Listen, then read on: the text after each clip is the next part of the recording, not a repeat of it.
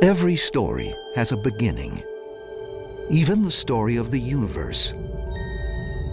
Some 13.7 billion years ago, a mysterious event thrust the universe into motion in a big bang. The ultimate creation of every atom, every star, and every galaxy. But this is our story. How for thousands of years we've pieced together a vision of the universe, made sense of it through science, and discovered our place within it. This is our story of everything, from shaman to scientist, beyond the Big Bang.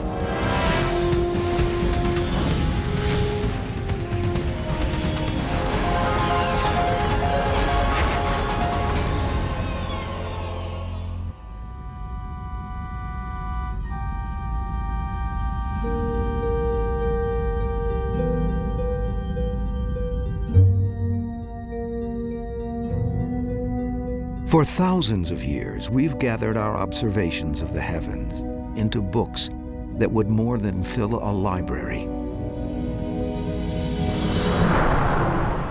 We've built a vast body of knowledge about our universe. How it all began, how it will end. It's a work in progress. The script is still being written. The ink is still wet on the page. Where do we begin? Let's begin at the beginning. Let's begin with the Big Bang. The Big Bang is a theory of cosmic evolution. It tells us how the universe evolved, how it changed from a split second after whatever brought it into existence, and we still don't know what that is until today. When you look out at the universe and look at the other distant galaxies, you see that they're all fleeing away from us, that they're all moving outward at huge velocities. If you extrapolate that all the way back, you see that one time, maybe 13 or 14 billion years ago, everything that there was must have been compressed into one inconceivably dense point. We know we don't have the whole story, but we've never had the whole story in the history of physics. We've had a series of better and better approximations revealing startlingly more and more beautiful and interesting truths. The Big Bang is our theory for the beginning of the universe. But for a long time, people either didn't think about the origin of the universe, or they assumed the universe had always existed and was everlasting.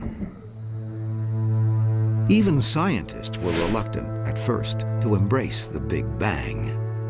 It was meant to be a derisive term. However, the Big Bang is really a contradiction because it was not big and there was no bang. It wasn't big because we think that the universe started from a singularity of some sort, and there was no bang because there was no air to carry the vibrations. So a Big Bang is in some sense is a misnomer, but the name stuck. And so has the theory.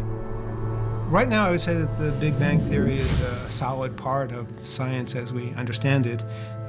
Anybody who doesn't accept it is regarded by most of the people in the community as essentially a crackpot. But acceptance and understanding are two different things. The Big Bang Theory doesn't yet provide all the answers science seeks to explain how our universe was born. What cosmologists are referring to when they talk about the Big Bang Theory is really only a description of the aftermath of the bang. The conventional Big Bang Theory says nothing about what banged, why it banged, or what happened before it banged. Right now, at this very second, we're in the aftermath of the Big Bang. Everything we see and hear and taste and smell and touch is the aftermath. The Big Bang is really our evolving, expanding universe. For us, mostly stuck on our rocky little planet, the view of the universe begins with Earth. This is Earth, silicon and oxygen-based, with a metallic core. The surface is mostly water.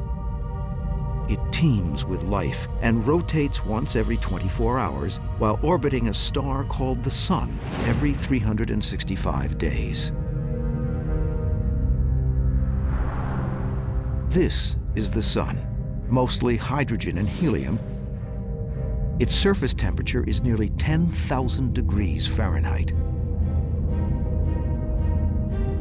For energy, our Sun converts 700 million tons of hydrogen into 695 million tons of helium every second. The Sun is part of a solar system formed around 4.5 billion years ago that includes Earth and 7 other orbiting planets from Mercury to Neptune. And it isn't a stationary system.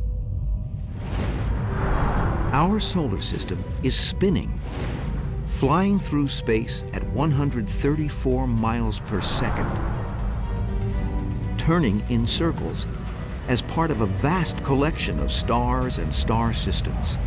There may be 200 billion stars in this collection called the Milky Way galaxy. An estimated 6 billion of those stars with planetary systems like ours. Our solar system orbits the center of the Milky Way on one of its outer arms. The Milky Way is one of more than 125 billion galaxies that make up the visible universe.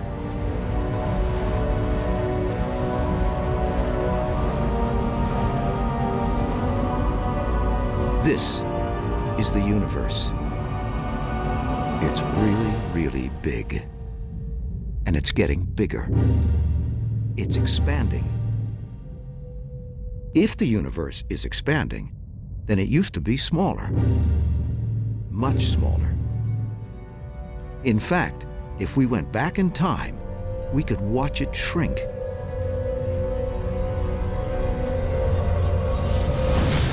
Back far enough, and the universe would be smaller than a galaxy. Back, and the universe is smaller than our solar system. Farther back, and everything that exists fits inside a stadium, a coffee cup, an atom. 13.7 billion years ago, the universe was smaller than the smallest part of an atom. Unbelievably small. Then, something happened.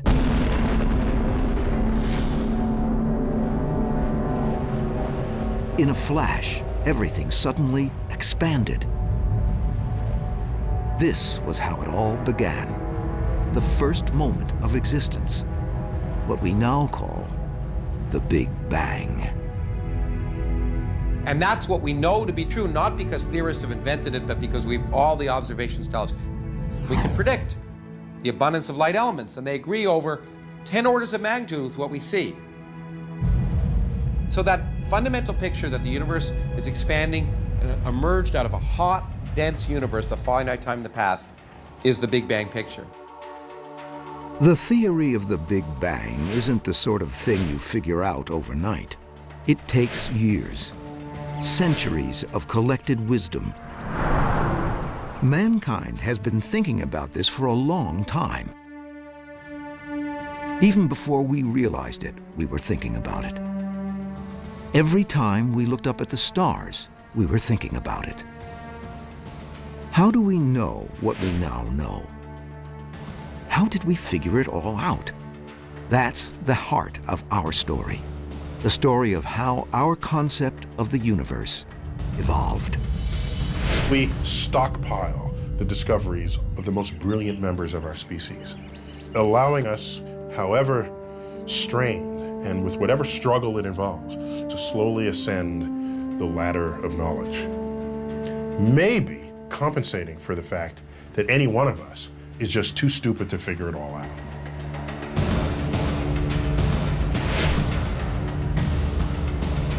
So, where do we begin?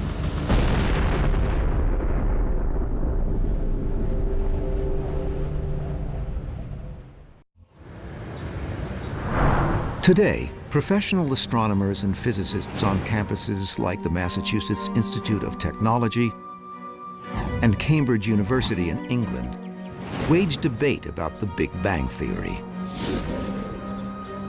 But the conversation began a long time ago, before anyone ever heard of the Big Bang, before anyone knew what the heavens really were. Way before science existed or was even a contemplation in the minds of anybody, people were asking questions about origin. When early man looked at the sky, he saw it dominated by the warming, life-giving sun.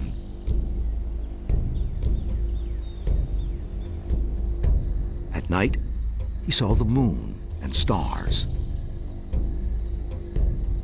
This was the universe, harsh, hostile, and chaotic, with a drifting sun that shifted across the sky as the seasons went from warm to cold. Primitive people needed to understand their world in order to survive it. People had absolutely no control over nature. The balance of the expected and the unexpected made people make nature into gods in order to establish some kind of relationship with them. Without telescopes or modern observatories, primitive people relied on simple structures to help them understand the skies. At places like Stonehenge in England or Chichen Itza in Mexico, they attempted to connect with the heavens, the perceived home of the gods. These were simple instruments of observation and tools of analysis that helped make sense of the dancing universe. We are here in the eastern part of Germany, some 100 kilometers south of Berlin, in a little village called Goseck. One of the oldest monuments concerning sun, moon, and stars was found here. This is the solar observatory at Goseck. It was built 7,000 years ago and was used by the early farmers to tell the time in the year.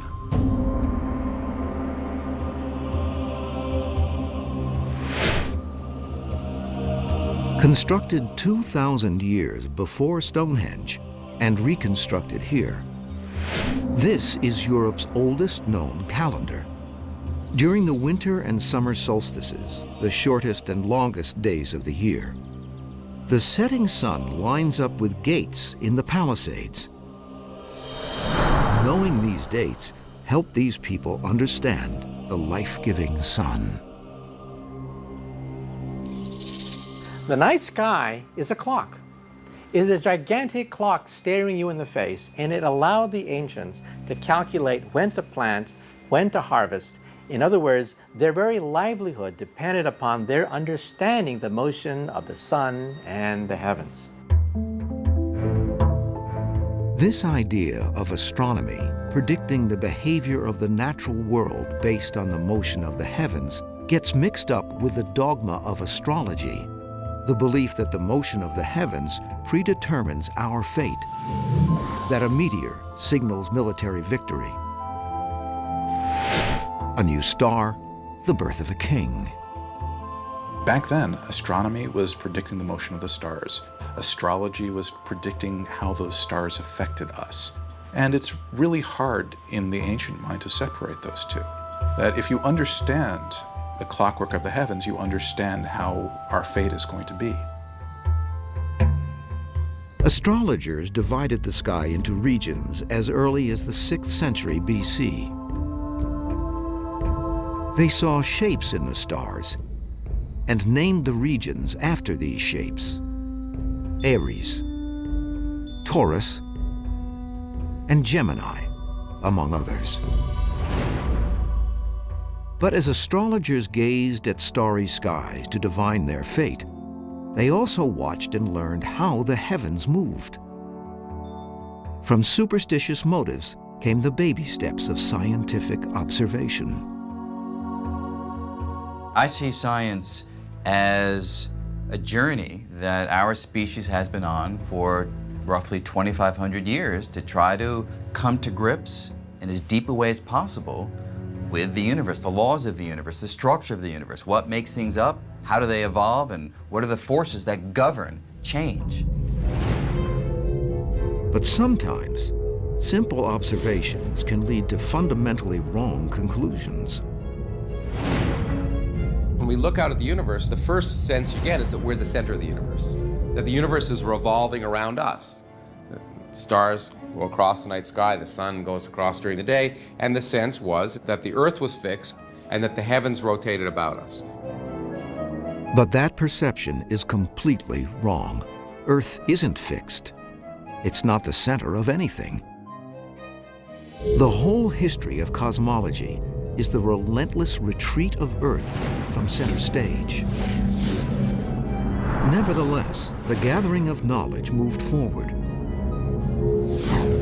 Using mathematics, the ancient Greeks provided more detailed information about our dominant celestial neighbors, the sun and moon. Even back then, 2,000 years ago, they knew that the Earth curves. And by looking at the shadows, they calculated the size of the Earth to within about 10% accuracy. They actually calculated the distance from the Earth to the moon and the rough dimensions of the distance from the Earth to the sun. So in other words, the ancients were no fools. The ancient Greeks also recognized two types of stars. Most were fixed and small and moved together. A few were larger and moved haphazardly, or so it seemed. These were planets, and predicting their motion became a centuries-long goal. With just their naked eyes to scan the skies, the Greeks saw only 5 planets, naming each after their gods.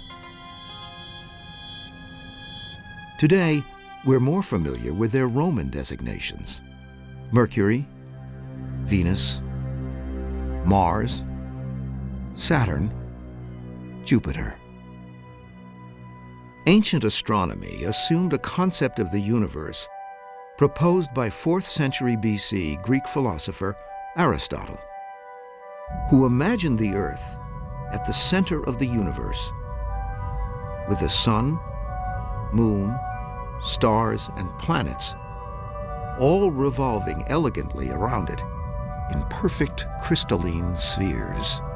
Aristotle's universe was finite. It was a big sphere. Actually, it was like onion. It was an onion with many concentric spheres. 1st century astronomer Ptolemy improved on Aristotle by accurately tracing the paths of the planets, which didn't move haphazardly after all. Using complex circular motions called epicycles, Ptolemy could predict their prescribed paths and changing velocities. In other words, Ptolemy's system reliably predicted the future behavior of the planets, another step in man's journey to understand and control the universe. The Ptolemaic system was extremely complex. It had all these planets going in loops, and it worked beautifully, but it was just wrong. The idea that you can predict something doesn't mean you understand the fundamental principles behind it. Ptolemy's system did not accurately reveal the universe, but it didn't try. He essentially showed that the positions of the planets could be calculated for any time past or future. It was a tour de force of mathematical understanding. Interestingly, the astronomy seemed to stand still for centuries after that. In fact, after the collapse of Rome in 476 AD, astronomy actually lost ground. Europe fragmented into smaller powers, and a lot of the wisdom of the Greeks was lost. 1,000 years later, a new theory would confront accepted beliefs about how the heavens worked and would move mankind one step closer to a theory of the Big Bang. During the 15th century AD, an idea called heliocentrism claimed the sun, not the earth, was at the center of the universe. This horrified Christian clergy who felt it contradicted the word of God. If God created earth and man in his own image, then earth and its devout inhabitants must be the center of everything. Ironically, the champion of a sun-centered universe was a devout church deacon from Frombork, Poland, named Nicholas Copernicus. He was a cathedral administrator, working to help collect the rents, helping people who were sick. But in between, he was working on astronomy. Copernicus was troubled by Ptolemy's complex heavenly mechanics. But he found an elegant solution. When he moved the Earth from the center of the solar system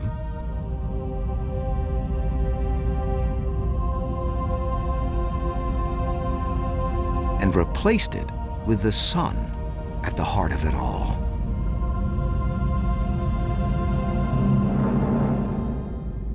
When Copernicus put the planets going around the sun, he discovered that the planet Mercury, which goes around in about 3 months, automatically fell closest to the sun. And Saturn, the slowest planet, which goes around in about 30 years, automatically fell at the outside edge. Copernicus wrote, "In no other way do we find such a sure harmonious connection between the size of the orbit and its period." That seemed almost magical. Copernicus also insisted that the Earth was rotating, that it spun completely around on an axis every 24 hours. The heavens didn't move. We did. Stars chasing across the sky each night were merely an illusion created by the rotating Earth. Likely afraid of church reprisals, Copernicus withheld publishing his theory until he was on his deathbed in 1543. But his book, Concerning the Revolutions of the Celestial Orbs, paved the way for Johannes Kepler, born in 1571, the champion of observational science.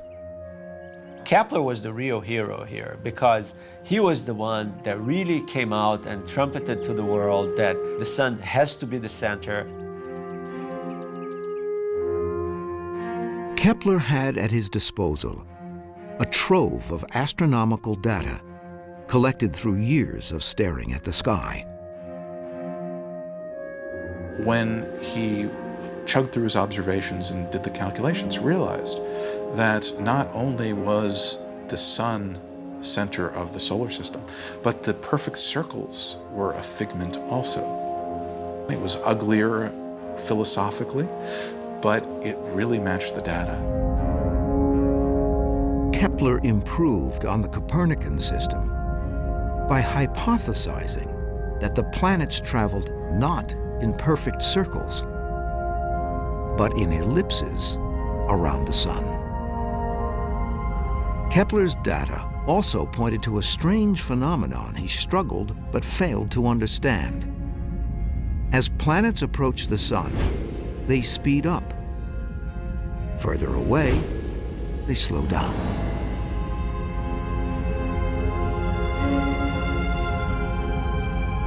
Together, the sun-centered universe and the variable speed of the planets best explain what we see here on Earth. Suddenly, and for the first time, the sun-centered picture gives better predictions than the Earth-centered picture. And then you have not only something that's driven by data, but does what science is supposed to do, which is to make predictions which are good.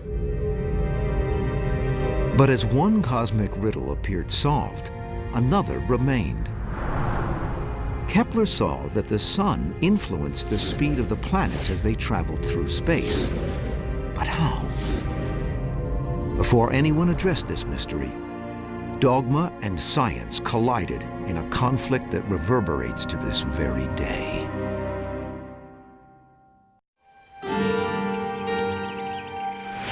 At the turn of the 17th century, Italian astronomer Galileo Galilei would take the theories of Copernicus and Kepler, that the sun was at the center of the solar system, and prove them right beyond any shadow of a doubt. He did this with a new technology that would change the course of history. The telescope, in some sense, is the most blasphemous, the most seditious, the most revolutionary, and the most splendorous instrument of science. All of science received the greatest of gifts in this tool that brought distant objects close. Once the idea got out that you could take two lenses, line them up in such a way, put them in a tube, and make a spyglass out of it, that would spread like wildfire around the world, as it did. And so the issue now is not who's got the telescope, but do you now know what to do with it? Are you looking in people's windows, or are you looking up and out into the universe?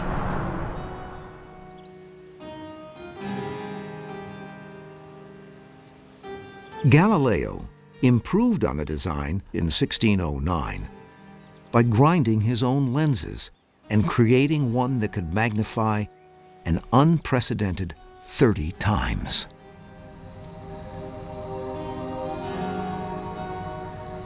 And with that telescope, for some reason, he decided to look at the sky as opposed to the incoming ships to the Republic of Venice.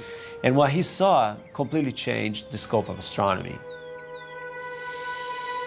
Galileo was treated to the clearest, most detailed view of the heavens any person had ever known. Through his telescope, Galileo saw thousands more stars, a moon pocked with craters, satellites circling Jupiter, Saturn with giant ears. Greatest of all, Galileo plainly saw that Venus went through phases like our moon. Clear evidence that Venus orbits the sun. Proof of a sun-centered solar system. It showed for the first time that Copernicus was really right. The Earth wasn't the center of the solar system, the sun was. So Galileo, with his telescope, pushed the Earth away from the center of the universe and said, we're not the center of everything. We're one planet among others, and there could be a much larger universe than we know. What Copernicus had assumed for aesthetic reasons, what Kepler deduced through measurements and mathematics, Galileo proved. Galileo saw. Galileo revealed. The ancients had seen everything that could be possibly seen to the naked eye. It really took a new instrument to get beyond that. The telescope, that was where the breaking point was between the ancients and the moderns. Centuries of church dogma claiming Earth was the center of the universe was now plainly wrong. With the Catholic Church still reeling from the schism of the Protestant Reformation, Galileo's discovery appeared to undermine Scripture. Dangerous for a church that felt under siege. Dangerous for a scientist proposing it. Nevertheless, Galileo, a devout Catholic, published his observations in a book called The Starry Messenger in 1610. Surprisingly, the Church welcomed Galileo's findings at first. Had Galileo been a little more careful in his approach, he might have gotten away with it. One famous quotation from Cardinal Baronius, a predecessor, was, "The Bible tells us how to go to heaven, not how the heavens go." Ultimately, Galileo's downfall was not his inability to sway the church to his way of thinking, but rather his attempt at interpreting Scripture all by himself, independent of the church. Galileo quotes the famous St. Augustine, who said that if you found an interpretation of Scripture which seemed to be contradicted by well-established knowledge, then you should reconsider that interpretation of Scripture. But the church, concerned with perceived threats to its own power, could not concede biblical interpretation to Galileo. In 1633, after Galileo published a new book championing the sun-centered system, the Pope summoned him to stand trial for heresy. He's forced to give up all his Copernican ideas, which apparently he did, kneeling in front of the tribunal.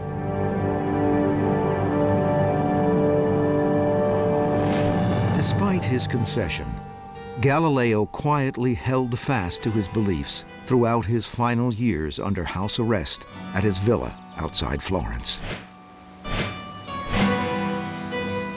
Galileo is the first modern scientist in the sense that he actively engaged in observations with the telescope, he actively proposed theories consistent with the telescope, and he dared to challenge the orthodoxy of the moment. Shortly before his death in 1642, Galileo inadvertently stumbled over a clue to Kepler's puzzle about the sun's strange influence on planetary motion.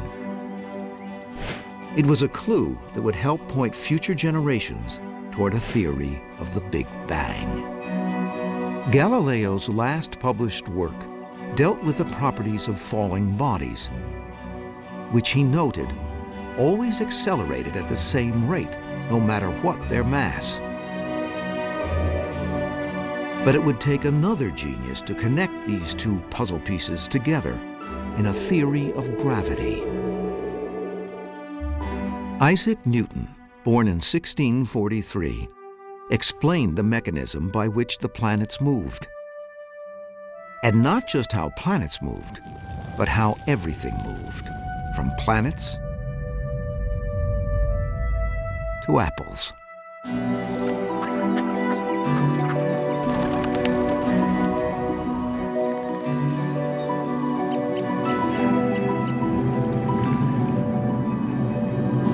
Newton was a towering intellect. It is astonishing what he did. His moment in the history of science is a sharp break in which the power of mathematics is really brought to bear on aspects of the physical universe. He is what set us down this path of using mathematics to describe the universe, showing that math, for some reason, is the language of the cosmos. Kepler observed through his data the attractive effects of the sun. It acted like a giant magnet. Might the planets also be like magnets? Galileo had theorized about the rate of acceleration of falling bodies, and he realized that regardless of their mass, falling objects always fall at the same rate. But years later, Newton had something to add to Kepler and Galileo. The great insight Newton had was to bring Galileo and Kepler together and to realize that the things that make projectiles move and fall on Earth is the same thing that makes the planets go around the sun in the skies. In a sense, the planets are falling toward the sun, just as Galileo's falling bodies fell towards the Earth. The crux of it all is gravity, the strange action at a distance that holds everything together. Newton didn't just observe gravity, he drew it up as a provable equation, showing that gravity was the energy, the tether, that kept matter, objects like the Earth and the planets, from flying headlong into interstellar space.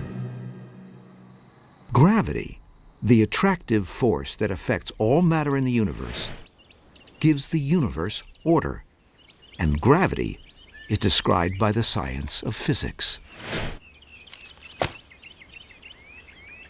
Newton created physics. He was the person who first saw the fundamental laws underneath all of these observations. Newton's laws explained almost everything. Newton postulated the laws of motion, the universal rules of gravity. He begins a new era in science, using observations and mathematics to describe the laws of nature. He could, in fact, show that the rate at which an apple was falling to the earth was directly related to the way the moon was falling around the earth, because he understood that the same laws that led to the motion of the planets around the sun led to the motion of the moon around the earth. Newton's great book, the Principia, revealed that the tides, the velocity of orbiting planets, even the shape of the Earth could be explained through the pull of gravity, because everything with mass exerts a pulling force on everything else with mass. The moon pulls the oceans. The Earth pulls the moon. The sun pulls the Earth. And the closer these objects are to each other, the stronger gravity pulls. Newton's Principia is such an engulfing work of genius that it almost makes up for one disconcerting fact. Although Newton formulated the laws that govern gravity, he never explained or even understood why it works. And gravity, when you think about it, is bizarre. Understanding how the earth knew where the sun was to go around it. What happened if the sun suddenly moved? What would the earth do? This action at a distance is something which he gave up on. He said, I'm just not going to worry about that question because the laws work. Although physicists still struggle to define gravity, Newton had gone far in revealing it. 200 years later, Albert Einstein would rival Newton's genius, not only creating new laws of physics, but reinventing the universe. Albert Einstein, born in Germany in 1879, may be the most famous scientist who ever lived because of what he did here in Bern, Switzerland in 1905. Failing to secure a teaching position after his years as a student, Einstein took a job at this patent office. And then he began to think. In fact, he thought up a revolution in space and time. Without Einstein, we might still be struggling to understand how the universe really works. I think if we were asked who was the greatest scientist of the 20th century, most of us would say Einstein. And I think it's partly because of the fact that there's a natural fascination with space and time, the mysteries thereof. But also I think it is partly because he fitted the archetype public perception of a scientist. Einstein didn't mean to lead us to the origin of the universe. He didn't even like thinking about it. The idea of a beginning suggested a dynamic, finite universe. And Einstein preferred a static, infinite one. Philosophically, he believed that the universe was eternal, and that a universe that had to have a beginning or an ending was unaesthetic, it was not pretty. The idea that the universe was infinite and eternal was an old one, embraced by scientists like Einstein because it was easier to think of the universe as always existing, rather than as having been created. Created how? By what? Unfortunately for Einstein, his new understanding of forces like gravity would ultimately suggest the universe was not eternal. Einstein's ideas were so bizarre, it's almost easier to think of them as applying to some other crazy carnival world.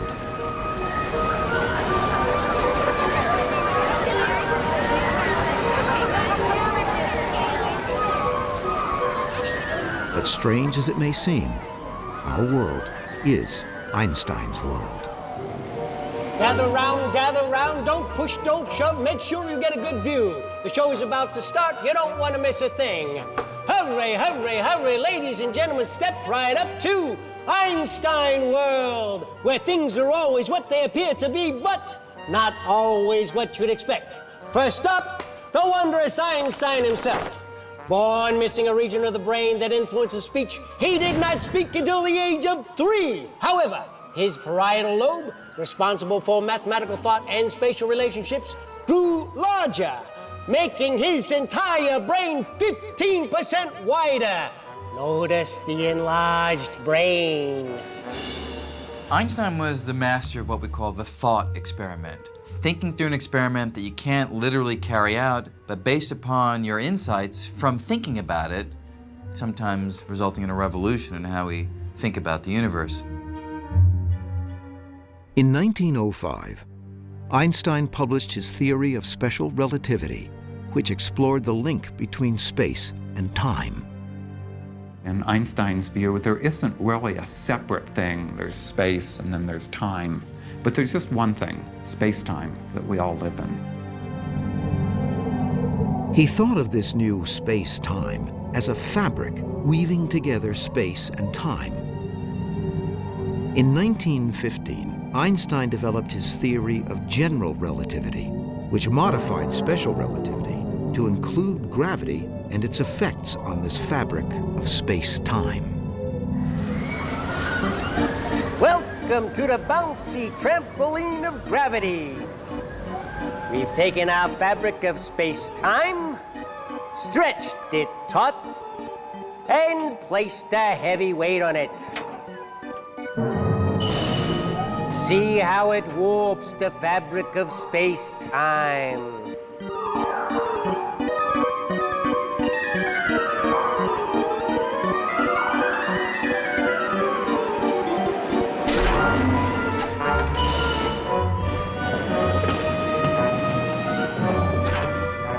When we roll the ball across the fabric, it magically seems to be drawn or attracted to the massive weight at the center.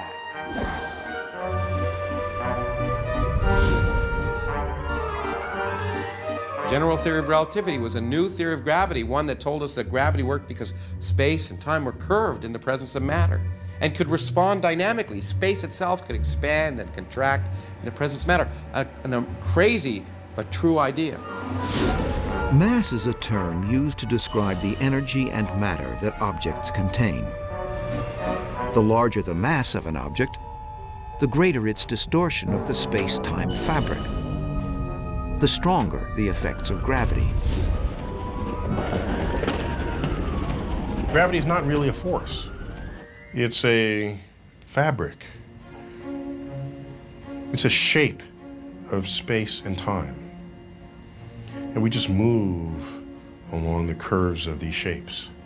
And the act of doing so takes what would otherwise be a straight line to you and bends it into what you now describe as orbits, as trajectories, as pathways through the cosmos. Einstein said not even light can escape the effects of gravity. As crazy as this sounds, proof conveniently arrived in 1919 in the form of an astronomically large experiment based on a solar eclipse. General relativity said that if you look at a star on a path of light that goes right past the sun, you would see it shift just a little bit because of the gravity of the sun. So Arthur Eddington actually went out to test that theory during the solar eclipse of 1919, and actually photographed stars when the sun was blocked by the moon and you could see the stars behind it. The ability to see objects that were actually behind the sun proved that objects could warp space-time. Einstein became a superstar overnight. He received the Nobel Prize in Physics in 1921. But general relativity opened a Pandora's box for Einstein. One of the consequences of Einstein's theory was that the universe must either be expanding or it must be contracting. But sitting still, being eternal, is not a valid solution.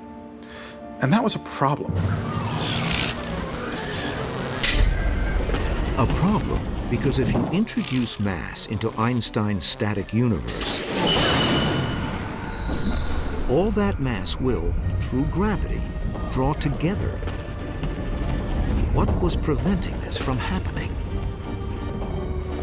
When you put matter in a spherical universe, you know, matter attracts each other and the thing is unstable. To keep gravity from collapsing the universe, Einstein postulated a force equal to and opposite gravity. This constant force perfectly countered gravity to achieve a static universe. Einstein searched for this cosmological constant, convinced it was hiding in his equations. But he was wrong. If Einstein had had the courage of his convictions, in some sense, he would have recognized that the static universe he believed in was not compatible with the theory that he'd come up with. In fact, relativity pointed to the idea that the universe wasn't static, but expanding. Sit right down, folks, and enjoy the magic space-time projector. Watch the universe, linked by 4 dimensions, move forward in space-time. Einstein himself didn't want to make that prediction that his own theory was sort of screaming to make. It was, I suppose, the one time in Einstein's career where his courage failed him and he didn't make the bold prediction that was actually staring him in the face. Einstein's theory inevitably leads to the idea of a moment of creation. Now brace yourself for the part that Einstein couldn't watch. Stand back, everyone, as we run the projector backwards. Despite what Einstein believed, his theory pointed to a dynamic universe that was once much smaller. The universe shrinks down to the size of an atom. Einstein couldn't make that leap, but others would. A dynamic and expanding universe fit nicely into a theory called the Big Bang.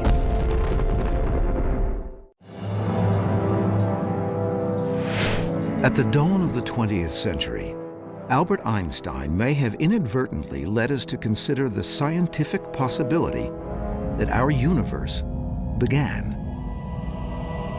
But the idea of a beginning for everything has strong religious overtones. A culture will ask itself, where did I come from? It's a very important question for humans. Because if we don't know where we came from, we don't know who we are. For thousands of years, the origin of our world was a matter for religious scholars, not scientists. There's a difference between science and religion. They are looking at the world in different ways. They're asking different questions. Science essentially asks how things happen, what's the process of the world. Religion is asking what I think is a deeper and more interesting question. Why are things happening? Is there something going on, some meaning and purpose in the world? Religion and science have been uneasy companions, if only because they seem motivated by the same quest for truth. So it was ironic that an early champion of an objective scientific theory for the origin of the universe was an ordained Catholic priest. And what a strange twist that his science-based solution would appear so religious. That the universe didn't always exist, but that there was once an in the beginning. Father George Lemaitre argued that the universe was born. Lemaitre is one of my ideals. For a few years, from the late 20s to the early 30s, he was the one who best understood the concept of an expanding universe and introduced many of the ideas we're still exploring. Lemaitre studied Einstein's theories during the 1920s and proposed a radical idea, one that even the great Einstein would reject. He said the universe wasn't static, but was actually expanding. Lemaitre studied Einstein's equations kind of without prejudice. And when he found that these equations suggested a universe that would be expanding today and therefore ever smaller in the past, he decided to take that solution seriously. If the universe was expanding, Lemaitre reasoned, it was smaller yesterday than it is today. Therefore, it must have been ultimately unimaginably small.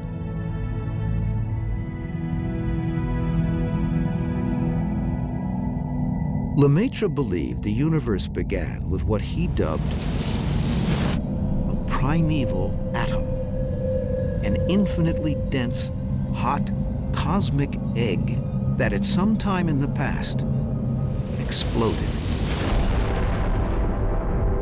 setting the universe into motion and leading to the formation of everything we know. When Lemaitre told Einstein about this solution, Einstein reportedly said, "Your mathematics is correct, but your physics is abominable." But this abomination soon received compelling corroboration in 1925.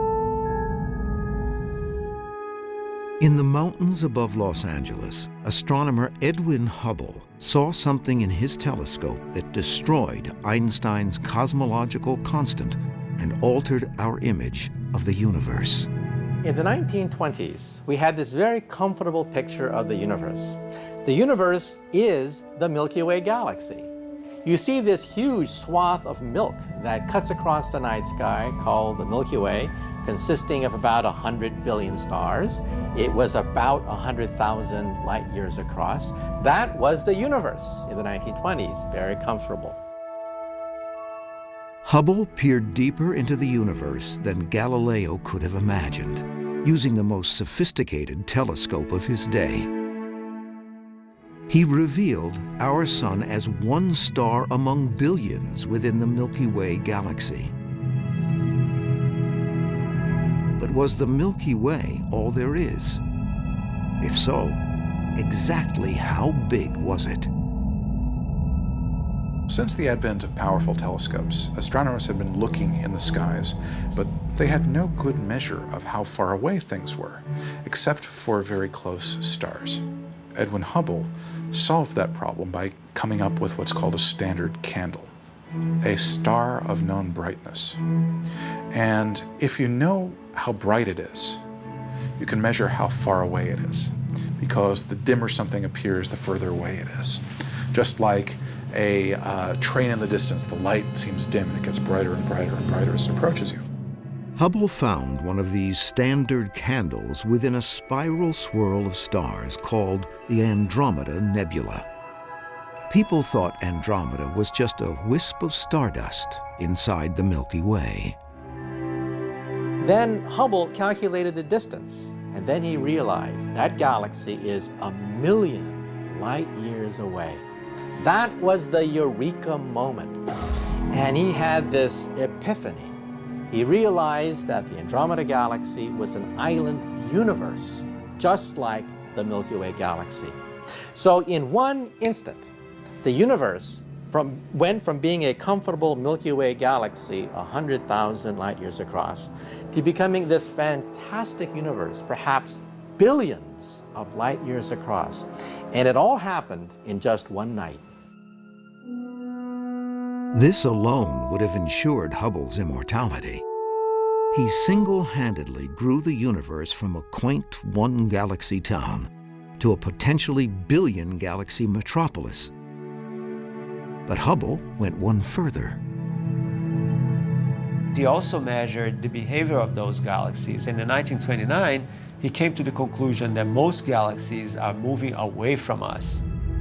Not just there are lots of them, but they're actually moving away from the Milky Way, and in fact, they're moving away from each other. In other words, the universe is expanding, getting bigger every second. And if you went back in time, the universe must have been smaller.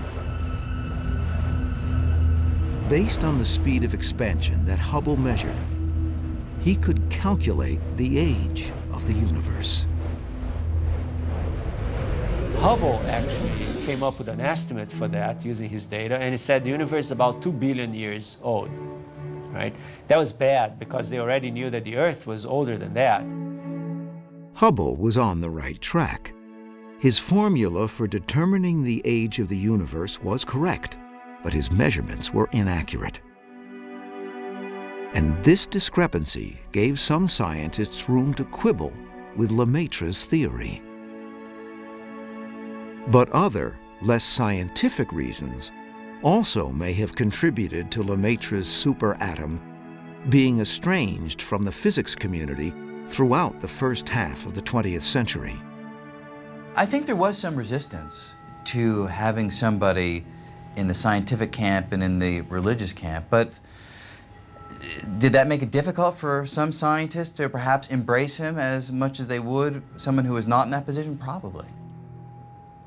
Lemaitre's proposal may have left him estranged from his fellow scientists, but it appealed to Pope Pius XII, who interpreted the theory as a de facto proof of the biblical story of Genesis. Lemaitre wrote to the Pope and said, stop saying that. This is a scientific theory that makes a prediction that you can measure, makes many predictions you can test. But your beliefs are independent of those predictions. Lemaitre's theory could be measured, but proved? It seemed unlikely, billions of years after the fact, that the Big Bang's smoking gun would turn up. And unless this smoking gun was found, other theories of the universe could be proposed, and Lemaitre's cosmic egg would remain unhatched. By the middle of the 20th century, it seemed as if the primeval atom theory, with the universe expanding violently outward from an infinitely small speck, would never gain wide acceptance. Hubble's incorrect estimate for the age of the universe allowed a competing theory to emerge from the halls of Trinity College, Cambridge. There was a tenable alternative to the Big Bang theory, namely the steady state theory, which allowed the universe to exist from everlasting to everlasting. The steady state theory championed the static universe that the primeval atom concept rejected. Proposed by astronomer Fred Hoyle, it was built upon a theory of the origin of elements, nitrogen, carbon, and more than 100 others in the periodic table. Under extreme temperatures, hydrogen fuses to form helium, and helium fuses into entirely different, heavier elements. Fred Hoyle believed this nucleosynthesis, the creation of new elements, took place in the cores of very hot stars. That was an absolutely staggering achievement at the time. Hoyle's achievement was to teach us that everything after helium in the periodic table is actually stardust. It is in the stars that these things were made. But the theory couldn't account for the formation of hydrogen and most of the helium in the universe, because the first stars must have been made of hydrogen already in existence. This existing hydrogen makes up more than 74% of the detectable universe. Hoyle sidestepped this problem by adopting a widely held belief that hydrogen and helium had always existed. In fact, according to Hoyle, the entire universe had always existed. No beginning and no end, just a steady state. In a nutshell, A steady state universe is a universe that's always been here, always looks like it does now, always has the same average density, has the same temperature. There was just a little problem though, which was people knew the universe was already expanding. When a distribution of matter expands, it becomes more dilute. Now, if the universe is very old, it would be infinitely dilute. Hoyle fixed this flaw by assuming that somewhere matter was always being created in the universe. But the wholesale creation of matter was a hard pill for physicists to swallow. And Hoyle had a nemesis of sorts in the Russian physicist George Gamow, an admirer of Lemaitre's primeval atom. Gamow was usually present in these discussions, and he always brought up nasty questions for Hoyle to consider. Questions that the steady state had difficulty dealing with. Gamow turned to atoms, as Hoyle did, to support his competing theory. Gamow suggested that hydrogen and helium and the other elements were created in the first fiery minutes of the universe, in a Big Bang, when temperatures were thousands of degrees hotter than they are in the core of any star. But Gamow was a better idea man than he was a mathematician. And he had to turn to this phenomenally talented graduate student of his, Ralph Alpher, and it was really Alpher who was able to push this idea through and come to a conclusion that if indeed the universe synthesized the early elements, there should be roughly 10 times as much hydrogen as helium. And that matched the observations. Fantastic moment. Alpher, with colleague Robert Herman, refined Lemaitre's prediction of detectable remnant heat from creation, a strong clue supporting the Big Bang. George Gamow and his students asked a very simple question.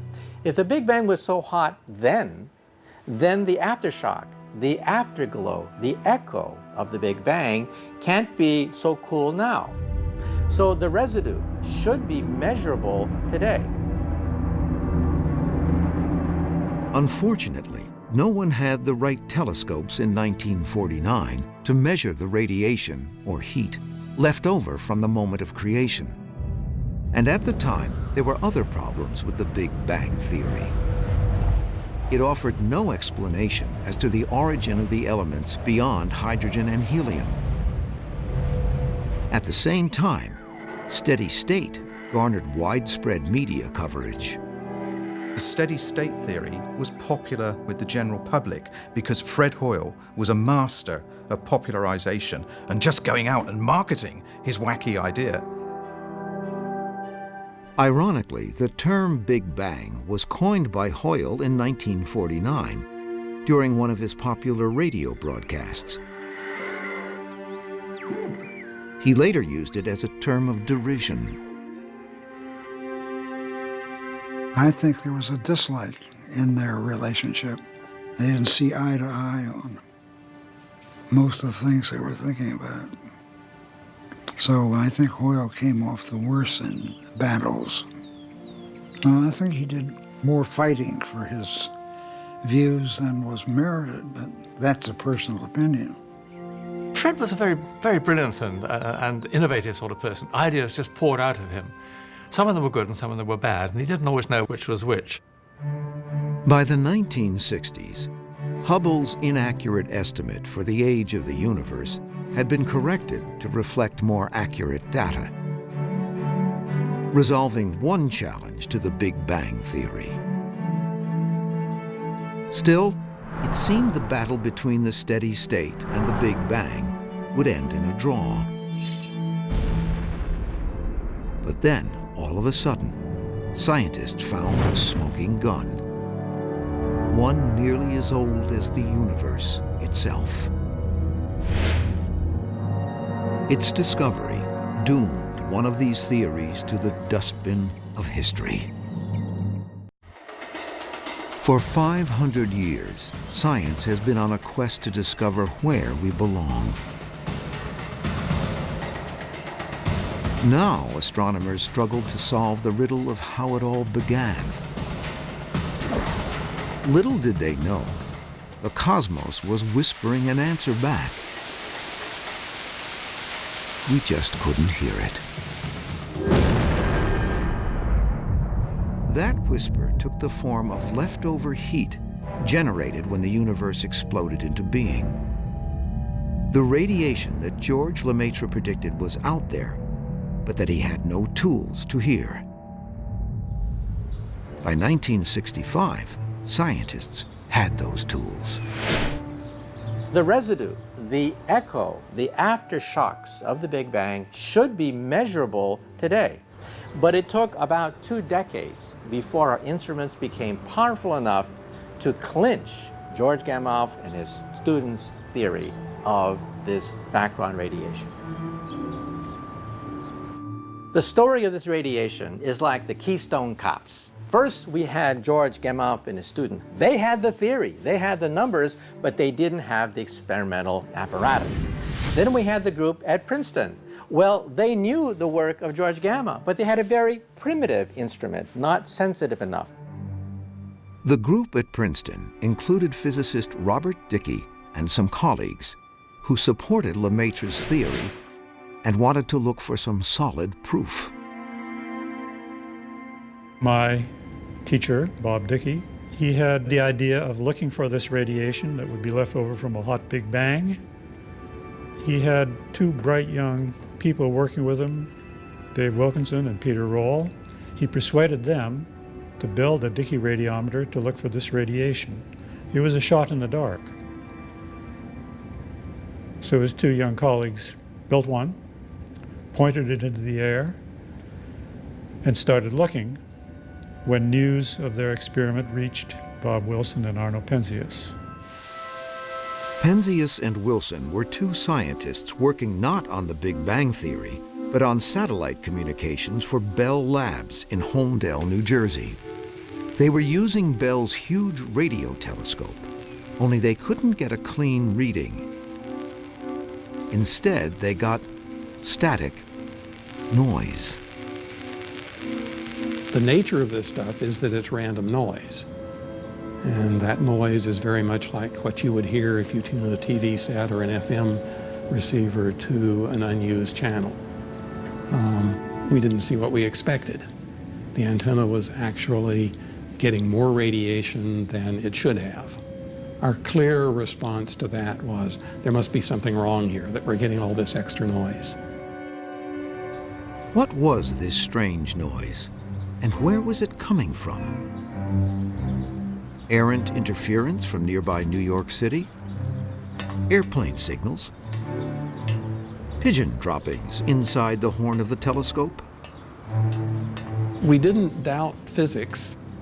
Whatever it was had to be coming from somewhere, but we were really running out of ideas of where it might be. In fact, this mysterious radiation was coming from everywhere, every direction and every corner of space. To Penzias and Wilson, that was just crazy. But Penzias and Wilson had unknowingly found what Dicke and his colleagues were seeking. What Gamow, Alpher, and Lemaitre had predicted. They'd found the smoking gun that proved the universe wasn't eternal.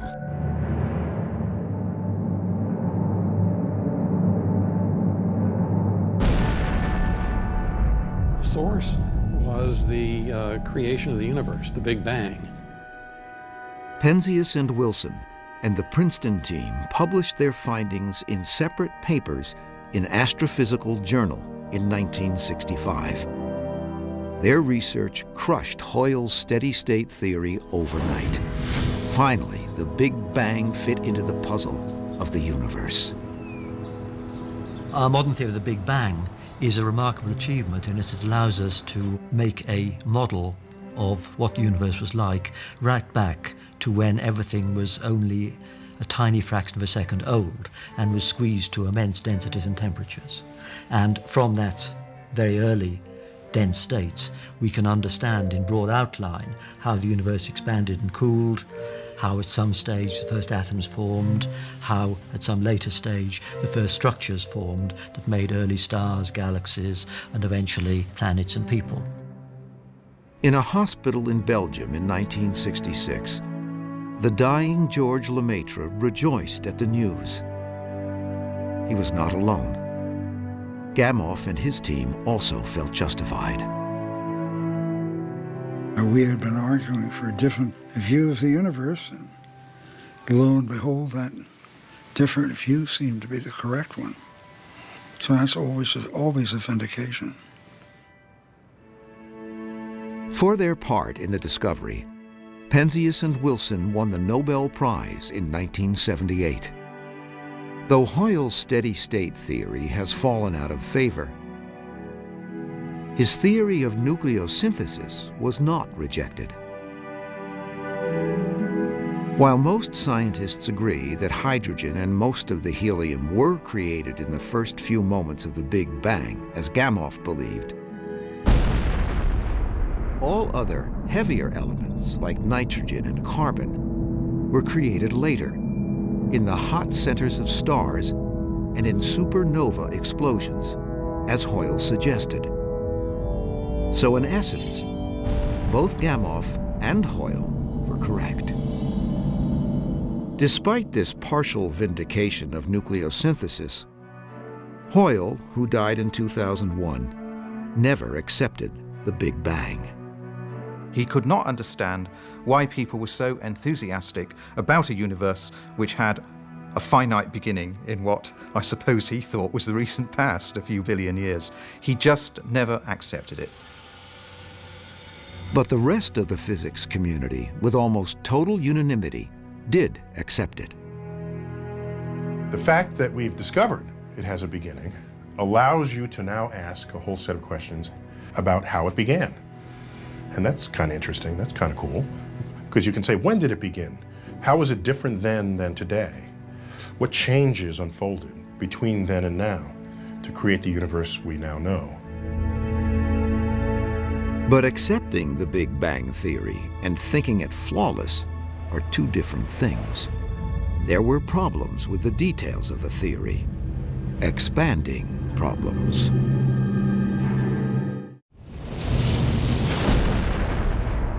During the latter days of the 20th century, scientists examined problems with the Big Bang, even though the theory was generally accepted. One of the biggest problems was that the temperature in outer space was strangely uniform. Physicists didn't expect that the universe would have the same temperature roughly everywhere they looked. The universe is simply too large for one end of it to be the same temperature as another. Yet it is. It's the same thing that happens if you have a bathtub full of cold water and you pour in some hot water in one extreme. It's going to be a while before the whole bathtub has tepid water, because it takes time for that hot molecules to propagate across and normalize the whole distribution. The universe doesn't appear to be old enough for its temperature to have equalized yet. The Big Bang could not explain why such faraway points have the same temperature.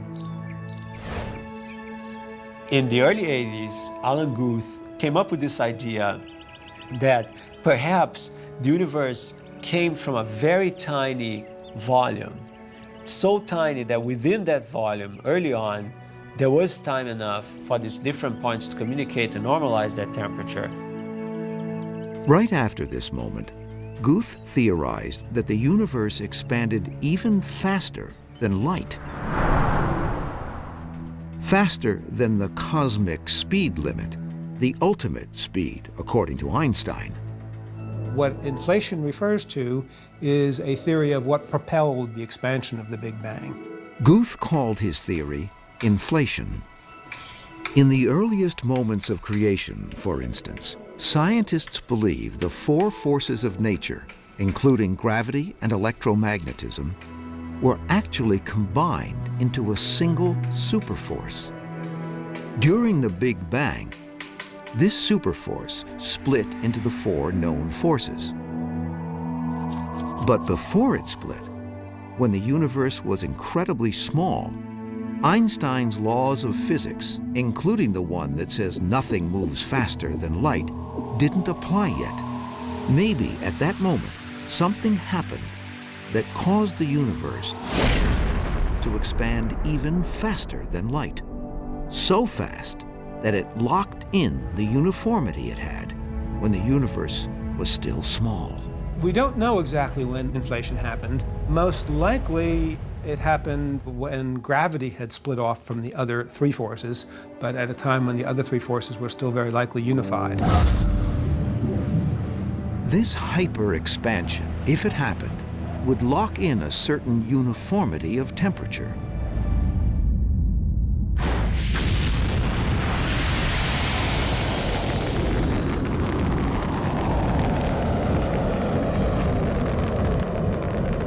On June 3, 2001, NASA launched a satellite that could potentially determine one way or the other the truth about Guth's inflation theory. The Wilkinson Microwave Anisotropy Probe, or WMAP mission, planned to photograph the fossil remnant heat of the Big Bang that Penzias and Wilson had found. In other words, NASA wanted to take a baby picture of the universe that they could then compare with how the universe looks today. In February 2003, scientists got their first glimpse of WMAP's picture of the baby universe when it was a mere 380,000 years old. The clarity of the data stunned scientists. The reaction people had when they saw this was, wow! It really was the way people had been speculating earlier on. Inflation probably happened. To the untrained eye, the WMAP image looks like a speckled robin's egg. But to scientists, this was a stellar Rosetta Stone. These patterns represent the seeds that later grew into the vast expanses of stars and galaxies of today. Besides strongly supporting Guth's inflation theory, the data also gave us concrete clues to the age, composition, shape, and evolution of the universe. Up until a few years ago, cosmology was quite distinct from other sciences, simply because there were more theories running around than data. And it was not until these satellites measured what was going on shortly after the Big Bang with such high precision that you could discriminate one cosmological model from another. And you could produce numerical results about the size of the universe, the age of the universe, the expansion rate of the universe, the contents of the universe. You couldn't do that before these data became available. Before then, it was this mixture of mythology and clever thinking. Thanks to modern tools such as the WMAP satellite, physicists now have a model for the events just after the Big Bang. Less than a billionth of a second after the Big Bang, a bubble much smaller than a fraction of an atom forms. This is the universe. It is unimaginably small and unimaginably hot. Within this bubble, the four known forces of nature, gravity, electromagnetism, plus the strong and the weak nuclear forces, are a combined superforce. Gravity suddenly splits off from the superforce as the universe expands. As the universe expands, it cools, which somehow sets off a burst of energy, fueling the hyperinflation of the universe, suggested by Alan Guth. This inflation locks in the uniformity of the universe pictured by the WMAP satellite. The universe is still less than a second old when the superforce decays into the separate forces of nature. Roughly 3 minutes after the Big Bang, the temperature of the universe has dropped to a mere 1 billion degrees Fahrenheit, cool enough for atomic nuclei to form. The element hydrogen forms. Some hydrogen atoms fuse to create helium, as proposed by Gamow and Alpher.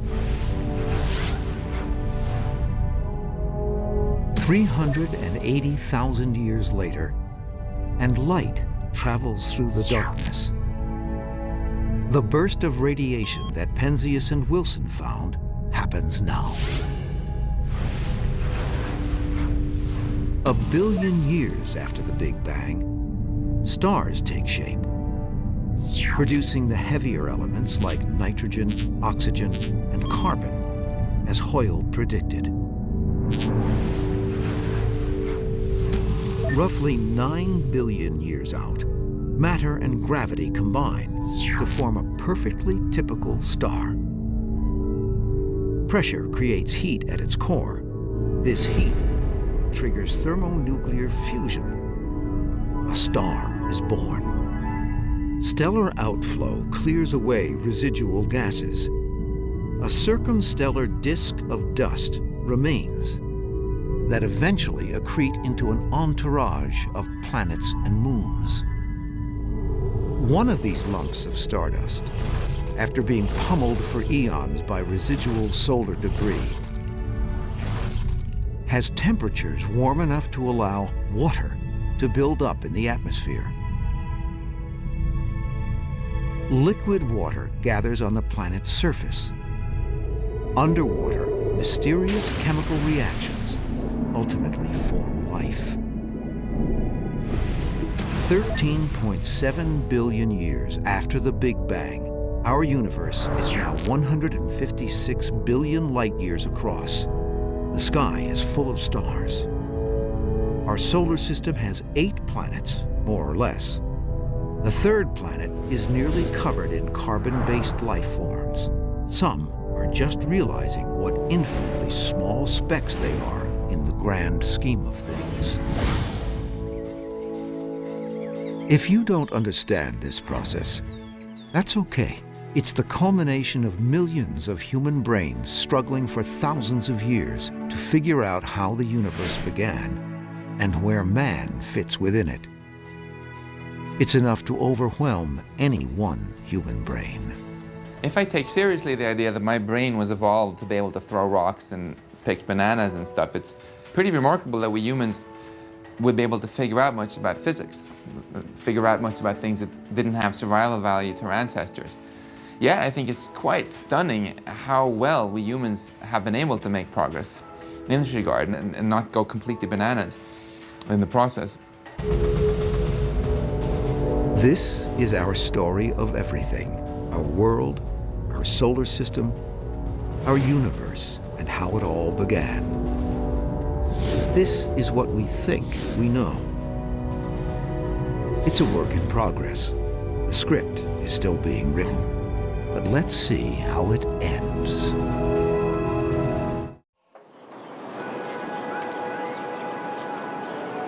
New York City.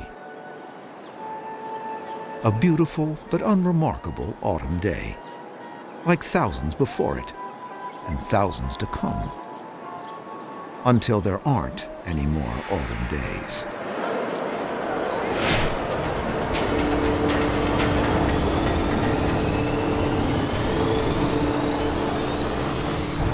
Imagine for a moment traveling into the future for billions of years.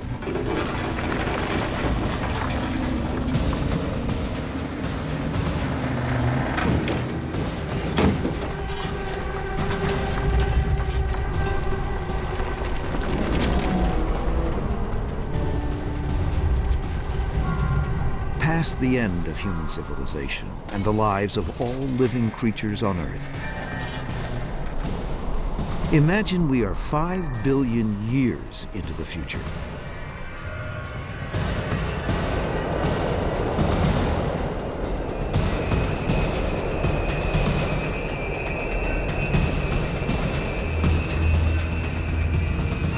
The sun is running out of the nuclear fuel that gives it fire.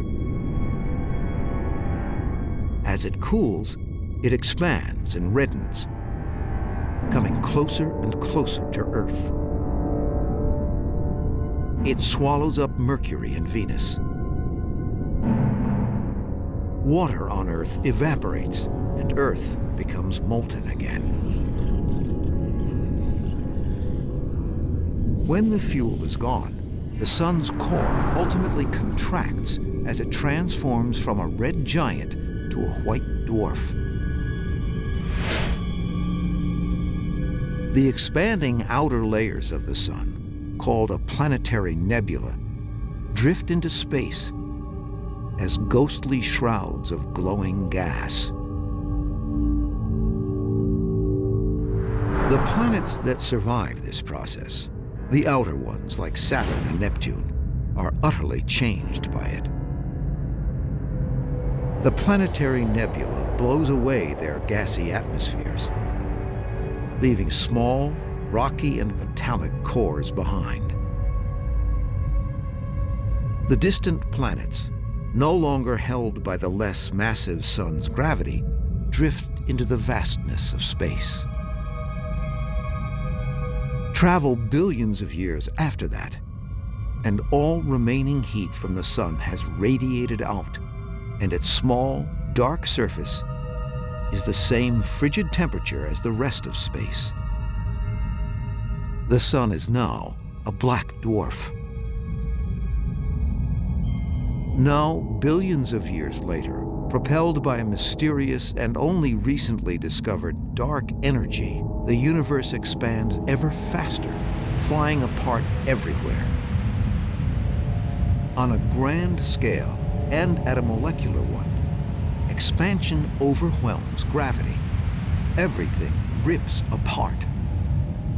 Not just galaxies, solar systems, and stars, but even atoms.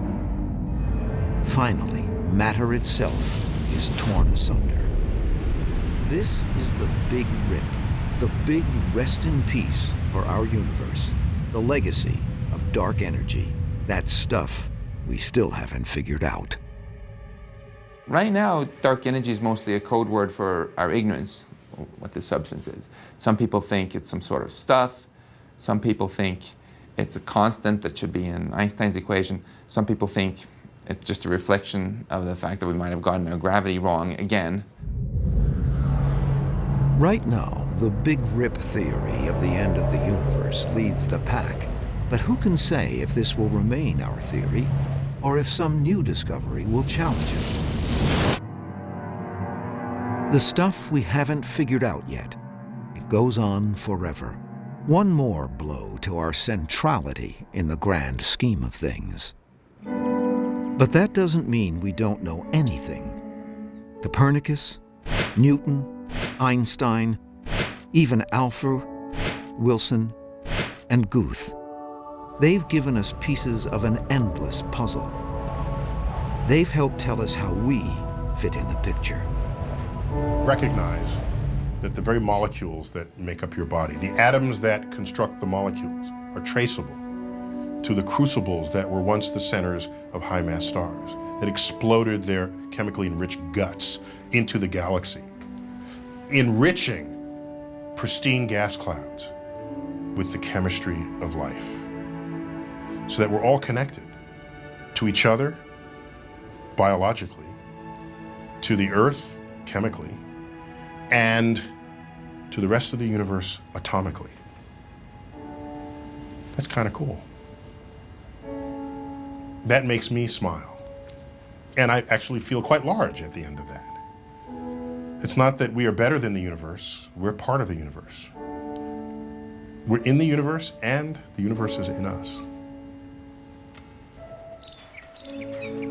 We're not the center of the universe, but we are in it and of it, trying to figure it all out, There's so much we know, and yet so much we still don't know.